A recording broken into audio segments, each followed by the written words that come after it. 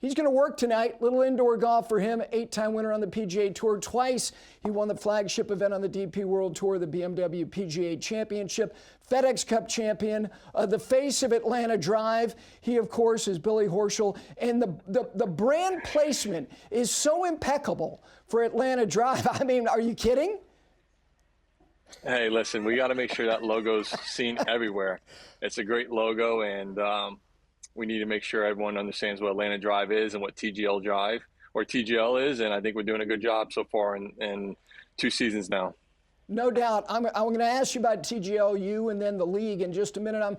You and I spoke the other day, and you were updating me on health. 5 straight weeks, you get a week off. You take in a flag football tournament down in Orlando. Health-wise, recovery. Is recovery any different? Are you encouraged that recovery is getting close to what it used to be? Yeah, I think going out to start the year, where I felt at the end of 25 and playing a couple events and how I felt at home, I felt really good. I felt optimistic that my game was going to be really sharp, and I felt body-wise I was going to be really good. And unfortunately, the game was a little bit off, which was sort of a little bit of a bummer. I played really good at home. I played some really good golf at home. I was playing against some of the boys and was taking a few dollars off of them.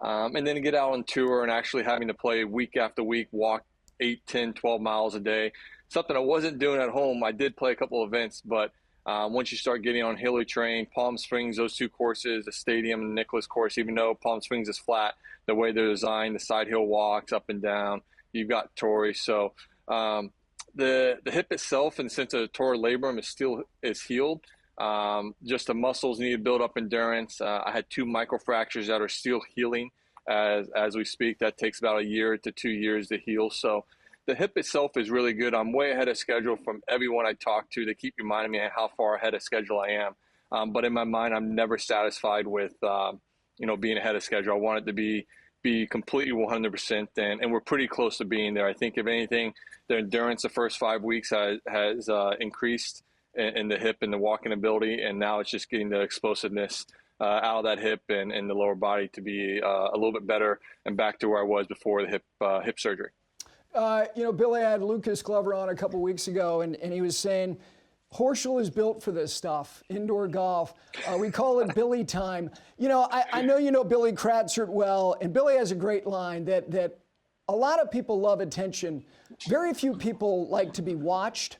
I have always felt that you've been comfortable with who you are, and that is also being exuberant and animated and forthcoming. Is that why this environment agrees with you? Because it's not uncomfortable. It is different, but you like energy, right? Yeah, I love the energy. I love when we play in front of a lot of fans, Waste Management, the Players Championship, majors. There's a lot of tournaments where we play in front of the fans, and when you're playing well, you can feed off that energy. You can feed off, the excitement that they have out there, supporting PGA Tour players, supporting each player in the tournament themselves. So I've always enjoyed that. I've always loved being the guy that has the ball at the end of the game. When I played baseball, I was second baseman and pitcher, and I love being able to pitch in big games as a little leaguer. Nothing beyond little league, let me just say that right now. But I love those moments. I love it when it's on me, and when you got all these eyeballs watching it, like TGL, on a primetime basis. It's really cool. And in this environment where, listen, the stress level and sense of, trying to keep a card or play away in the majors or certain events, it's nothing like that. But we still have a lot of stress out here, but you can be more of yourself. And I think I've shown that over last year and this year, who I am really on a more day-to-day basis, who I am away from PGA Tour golf, because I think inside the ropes I can be so focused and so locked in that sometimes the enjoyment, doesn't really, you don't see that on the outside a lot. You see the frustration that I may have or something, but inside I'm enjoying being out on the PGA Tour. I'm enjoying the challenge, enjoying trying to compete with the best players in the world on a weekly basis. Those putts we just showed, including that double breaker that it was like Jack in 86 on 17 at Augusta. It was the most extended celebration. If we put a stopwatch on this, if we replayed, it went on and on. Like, are you entertained? The chest bumping with Justin Thomas. But that is, look, you can value this any way you want. As somebody may watch the PGA Tour, but you can give it or take it away with respect to this. But isn't that part of it? That this allows you, again, in a very real, authentic way, to just be you, and that the stress is different, but it's not job related. Isn't that one of the values? Correct. Listen, I mean, every guy who has come in here and played, they have talked about how nervous they are. You know, very comparable to being nervous trying to win a golf tournament or trying to make a cut at a PGA Tour event. Obviously, the stress level and sense of playing for a job is different, but it allows you to be a little bit more authentic. I say not a little bit more. It allows us to show you more of who you are. And in this environment, we need to be entertainers. I mean, this is a completely different product than what people are used to seeing, you know, 365 days out of the year, or they've seen for decades. So this is a product where we're showcasing our skills still, but we need to be entertainers and entertain the crowd and entertain the viewers out to watch it on TV at home. As far as this year, 2 big weeks coming up. And look, I think this is interesting for you guys because I find your ability to focus on next shot, mine doesn't drift. Sometimes it might, and there are different periods where you're more locked in than others. But is it only when you're away from it that your mind can drift to how big these next couple of weeks are? It reminds me a little bit when you're kind of pursuing a team spot, that you get reminded of it, but once you get out there, you're not thinking about the ramifications of a fourth as it was related to the Ryder Cup standings. Is that kind of similar to these 2 weeks, knowing how much you want to be in the Players? Yeah, listen, I think when I'm out in the on the golf course and practicing and doing my thing, my mind is really locked into what I need to do.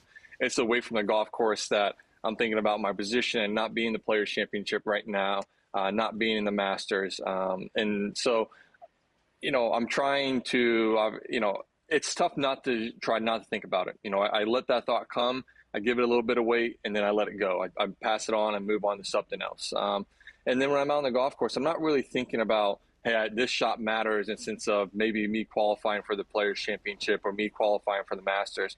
It's about me getting my job done and playing the best I can that day on that hole and trying to win a golf tournament. So these next 2 weeks are really big. I'm not in the Players Championship. Obviously, you know, having that hip surgery, you know, hurt me in that sense. But I feel really good with my game. I felt like what I did this past week on my off week at home with Todd Anderson. You know, we just tightened up a few things. You know, we just, you know, clarified a couple things and created a cut pattern that we didn't have the first 5 weeks. I've hit a cut for the last 4 or 5 years, and the last 5 weeks the ball just wasn't cutting, and I didn't really have a pattern on the shot shape or the misses. So going the next 2 weeks, I feel comfortable with that, and I'm excited. Listen, I'm back in Florida. I love Florida, my home state, born and raised. I love being back on Bermuda greens. I've had success at both these courses, so I'm excited about not only these next 2 weeks, but, you know, going forward and where I think my game is going to be in a few months' time. You've always been willing to share your views on everything, including, you know, the tour and direction. I'm curious what you think of Lucas Glover's election, not an appointment, an election to be the chairman of the PAC, and then that will subsequently produce a board seat for him 3 years following.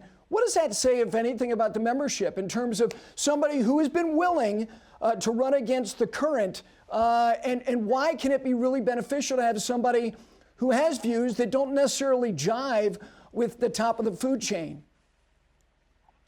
Yeah, I think the public has a skewed opinion of what we as tour players and the PGA Tour is doing in the sense of they're just looking at, you know, taking the opinions of the top players, and based off that, that's what they're going to create a new PGA Tour from.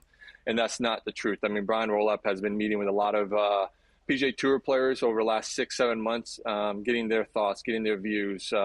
Obviously, Lucas Glover's view is different than maybe a Patrick Cantlay or Adam Scott or a Tiger Woods. But I think at the end of the day, what really matters the most is that there's a lot of PGA Tour players that are playing right now that care about the PGA Tour, that care about what the direction of the PGA Tour is going to be, and making it a better place over the next 5, 10, 25 years, making a lasting PGA Tour where it still has the success that it's had over the first 60 years. We have the same success over the next 60 and grow from that. And like I said, I think the viewpoints of different people is amazing, and I think Lucas Glover obviously does have views that are probably a little bit different than some other guys on the board. I think that's a great that's a great person to have on the board, just to sort of maybe look at things from a different perspective that someone may be missing. I'll never forget when you did the interview with Jerry Foltz. And you got in your car and you said, I'm going to the tour and I'm going to win. And the reason, Billy, the reason I bring that up is that I think Jacob Bridgman proves that the system, like I've never believed in any sport talent gets deprived. If skill and talent are there and commitment is there, someone's going to get to where everyone wants to be. It may take a little bit longer. And the reason I preface the question by saying that is some people think some things are going to be sacrificed as far as the structure going forward. What do you think are the principles that need to be bedrock, that need to be part of what the structure, whether it be cuts in every event, size of fields, whatever. What are you most passionate about in terms of the construct of the tour? Listen, I think one thing I've been very passionate on is having a cut. I think a cut is a very valuable thing to the PGA Tour. It's very valuable to the history of the PGA Tour. To me, when I'm out there playing, and whether I'm on the cut line or just outside the cut line, or I'm playing with other guys, like, you can see how much it cares for somebody, whether they care about making that cut or not. If they're 3-4 back, some guys may just pack it in the last 9 holes, and that shows me that person may not have what it takes to be a PGA Tour player, may not have what it takes to win a golf tournament coming down to the stretch, and he may just be satisfied with finishing 8th, 9th, or 10th.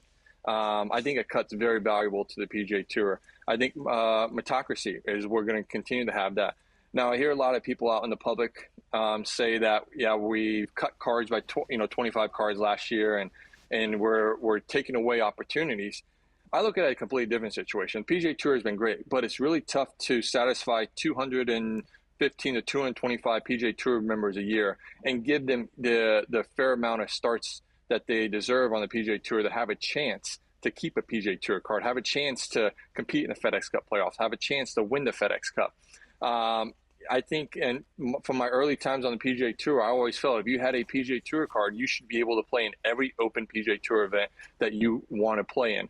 And we've done that this year. Outside of Sony and outside WM, every open event going forward, if you are a full PGA Tour card holding member, you will be in that event. And so I think that's great. So we're creating better access to the players that have a PGA Tour card, giving them a fairer chance of keeping a job, of competing for all these different accolades that the PGA Tour have. And there's nothing against opposite field events. Listen, I've won on opposite field event, but it's less. I mean, unless you win or finish second, there's not a lot of value in sense of creating FedEx Cup points to help your position. Now, it may help in sense of making you a better player, but in sense of trying to keep a card, it's very tough to do that by playing 5 or 6 opposite field events that some of these guys were having to do. Now that they're going to be able to play in every open field event going forward, that gives them a very fair chance of keeping a PGA Tour card compared to someone like me who's been on the PGA Tour now for 17 years and have knowledge of these golf courses and everything. So. All right, we get you out of here. 5 quick questions to go for Billy Horschel. I have always had great appreciation for how much care you put in to representing RLX and Polo. So I ask you because you know how to style. Who are the 3 best dressed guys on tour, you excluded? Keith Mitchell. You're proving my Keith's the only point. one that comes to my mind. You're proving my point. You take care, he takes care. Gosh. All right, we move on. You just, that's the answer. All right, your guilty pleasure at home that is either in the pantry or the freezer. Oh, I mean, I have a really massive sweet tooth. So really anything that's candy or ice cream related is in trouble. And we do a good job, or my wife's done a good job of keeping things out of the house.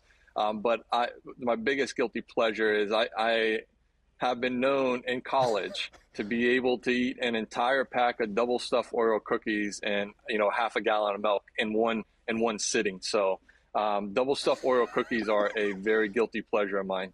And whole milk or 2%? Please tell me it was whole milk. Just go full gluttony. It doesn't matter. It doesn't matter. It doesn't matter. All right. As long as it's not skim milk or almond milk, it's fine. Yeah, skim milk is not milk. It's just skim. All Yeah. right, the SEC road stadium you've not been to that you want to get to. Football. Night game at LSU. That's the and since of outside the swamp, being a night game at LSU is the top of the list. Yeah, I haven't been there. That's mine as well. All right, the best Premier League stadium in your estimation. What is the best one? I've only been to a few of them. Stamford Bridge, Chelsea, awful environment. Awful. Their fans are just not awful. Cool little old stadium, but I mean that environment is their fans just weren't in it. I went to Fulham. I went to Craven Cottage 2 years ago, right there in the Thames River, and I thought that was a beautiful stadium. Shad Khan, who owns the Fulham team, is done a great job there. But I think that's a great environment. I think when you're able to be at a pub and walk a couple blocks to the stadium, that's something that I enjoy a lot. All right, the golf course in America you've not played, but you're determined at some point to play it. Where is it? Oh, I mean, there's a lot of golf courses that I haven't played. I mean, we you were guys at Pebble don't 2 play weeks ago, places. You have a job. It's amazing. Yeah, I ask all you guys the same thing, and it's like, I haven't been there, I haven't been there, I haven't been there. I mean, there's guys that do a better job than me. I'm so focused on my weeks. Cypress Point, obviously. Wow, all the people are years shocked going to when I Pebble. haven't played Cypress Point. Correct. Wow. Correct. I'm actually gonna be out there in October for Tiger's foundation event. So I think I'm gonna finally take up some of the members on their offer to play. But one I'll probably play here sooner is Fall Line in Georgia. Just opened here. Insane. I have a couple friends that I have a couple friends who've played it, and a couple friends that are members, and I heard it's unreal, an unreal place. All of it, food, accommodations, all of it. It's fantasy land. All right, listen, have a great night tonight. Always, you know I value the time. Thanks so much. Will do. Thanks, Harry. Atlanta's going to go 2-0 tonight. There we go. Double dip for Atlanta Drive.